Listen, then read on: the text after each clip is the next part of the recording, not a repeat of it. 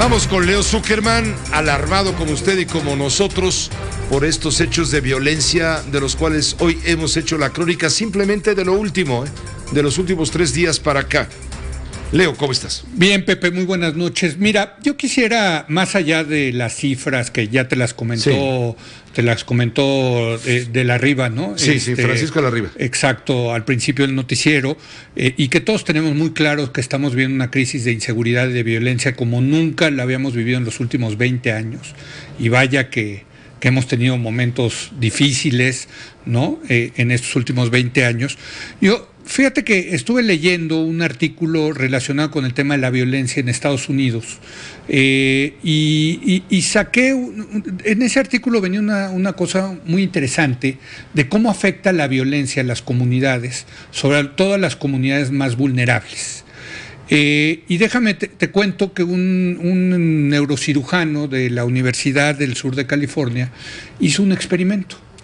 Puso un par de jaulas con ratas de verdad, no ratas de las de 2 patas, ¿no? Ajá. Con ratas. A unas las dejó pues la caja ahí sin ningún problema, y a otras en la jaula les puso junto a un gato, a un depredador. Pero estaba fuera el depredador, el gato, ¿no?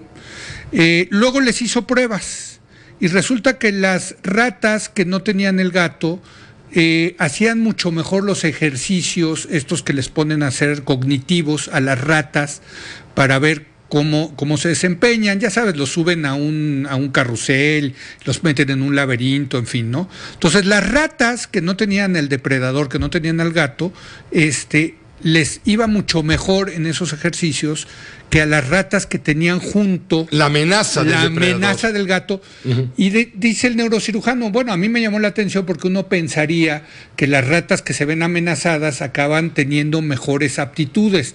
No, porque el tema es, puedes tener tú mejores aptitudes si te puedes deshacer del gato.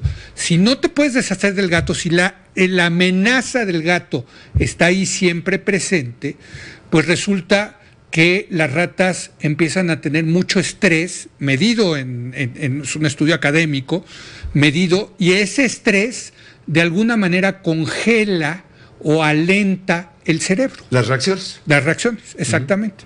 Entonces, bueno... ¿No me dieron al gato? No. Porque han estado con muchas ansias ese pobre gato. Bueno, pero lo interesante es que a partir de esta idea, otro investigador de otra universidad de Estados Unidos dijo, voy a hacer el mismo experimento, pero con niños que han sido expuestos a la violencia en sus comunidades, a que tienen depredadores, ¿no?, que no pueden ir a los espacios públicos de sus comunidades porque siente que hay la amenaza del gato, ¿no? En este caso, la amenaza de los delincuentes, que no se les puede hacer nada.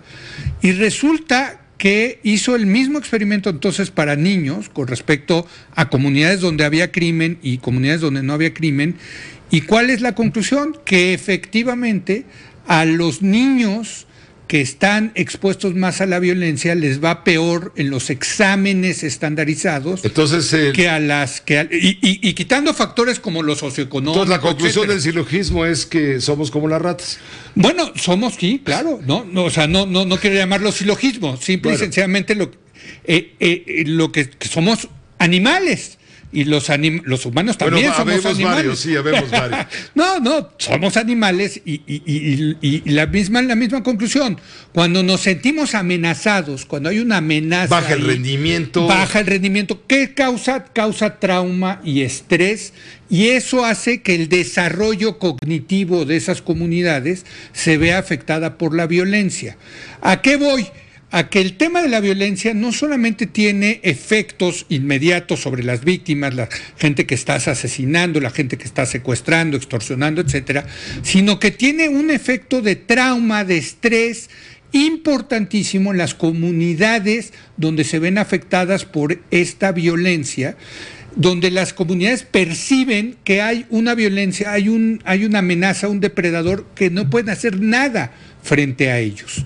Y a mí me parece muy interesante esto, porque yo me quedé pensando, caray, Lo que estamos viviendo ahorita de la violencia en México es los muertos, los secuestrados, los extorsionados, pero no estamos viendo el efecto abajo, el estructural, lo que está pasando en las comunidades precisamente con el tema de la violencia, Pepe, que es, vamos a tener un retraso en todas esas, un retraso cognitivo, y estoy aquí hablando de que la gente va a pensar de peor manera, más lenta, le va a costar más trabajo hacer sus trabajos, le va a costar más trabajo sus estudios, porque se ven amenazados por la violencia, Pepe.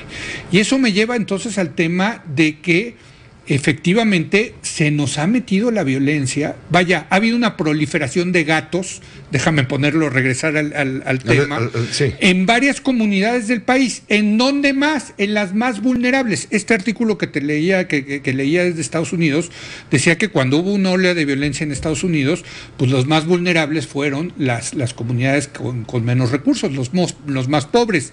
Creo que lo mismo pasa en México. Las comunidades de clase media y los ricos pues tienen más recursos para protegerse, ya sabes, viven en estos fortalezas, en estas fortalezas, alarmas, guardias privados, un porcentaje importante de sus utilidades en garantizar seguridad. Y los muy ricos pues, tienen escoltas, tienen prácticamente ejércitos privados, ¿no? No es el caso de la gente más pobre, que se ve muy vulnerable, muy vulnerada por la violencia. En ese sentido, yo estoy convencido que el principal problema que va a tener que enfrentar el próximo gobierno, y más bien digo, los próximos gobiernos, porque va a haber cambios en los gobiernos estatales, sí, en el Poder Judicial, en el Poder Legislativo, en el Poder Ejecutivo, pues va a ser resolver precisamente este tema de la inseguridad. Desgraciadamente yo no veo a los candidatos ofreciendo soluciones en serio como se merece para el tamaño del problema. El tamaño del problema, un problema que cada vez está creciendo más, y como te digo, Pepe, lo más importante, estamos midiendo las víctimas en el corto plazo. Bueno, ni siquiera han dicho los candidatos o precandidatos, llámales como quieras, sí, ni siquiera han dicho qué van a hacer para evitar estos vaivenes provocados por la incertidumbre derivada del TLC, de los golpes en Wall Street. No, ninguno le ha entrado, ¿eh? Ninguno, no, bueno. Ya no digamos la seguridad. Sí, dicen hay que arreglar las cosas, pero no dicen cómo, ni qué van a hacer, ni cuál es su propuesta. Ya queremos oír propuestas. Pues mira, en el extremo, la verdad, déjame decir. Me van a decir, no, es que no están en campaña, ya los escucharás después. Hombre, pero eso es una... Que se vayan con ese hueso a otro perro. ¿no? Sí, totalmente. A otro perro con Faltaría un perro ahí. Sí, el gato perro. No, pero yo lo que te quiero decir, Pepe, es que efectivamente los candidatos no están hablando de los problemas y las soluciones. Y a mí lo que me preocupa mucho es, estamos cayendo en la trivialización de la política. Finalmente vamos a elegir a nuestro gobierno y queremos saber qué tipo de gobierno y qué propuestas van a hacer. Te comentaba el otro día, a mí se me hace increíble que el spot de radio y televisión político más recordado, el spot más popular, es un spot, claro, es con un jingle. Y está en Spotify, sí, lo decían en España el otro día, en el tercer lugar de los más consultados en Spotify internacional. Lo ponen me dicen los chavos que lo están poniendo en las discotecas para bailarlo, el de Movimiento Naranja, Bueno, caray, el país desangrándose, el país con estos niveles de violencia. Te pasaste casi una hora, hablando de la violencia en el país, porque lo merece, porque es noticia, ¿no? Y lo que te digo, no es solamente los muertos de hoy, los heridos, los secuestrados, es lo que está generando abajo en las comunidades. ¿Cómo, permíteme la palabra, esto está jodiendo a nuestros hijos y a nuestros adolescentes y a nuestros jóvenes, que efectivamente se sienten amenazados y que el estrés que eso le causa en su cerebro está alentando su proceso cognitivo, Pepe? Muchas gracias, Leo. Gracias, Pepe. Buenas noches. Por poner el acento en ese tema. Gracias. Que a veces no nos deja dormir. Pues sí. A muchos mexicanos no los deja dormir. Sí. Bueno, pues piensan tú nada más cuando tú y yo éramos chavos, ¿no? Que sí podíamos ir a los parques y en las biclas y en fin, ¿no? Y sentirnos seguros. Hoy en día eso pues prácticamente ya no existe en muchas ciudades del país, incluyendo la Ciudad de México. Gracias, Leo. Gracias, Pepe, buenas noches. Haciendo nostalgia del México que se nos fue. Sí, claro. Pero sufriendo y padeciendo y desvelándose con pesadillas en el México que nos ha tocado vivir. Aquí nos tocó vivir, diría Cristina Pacheco.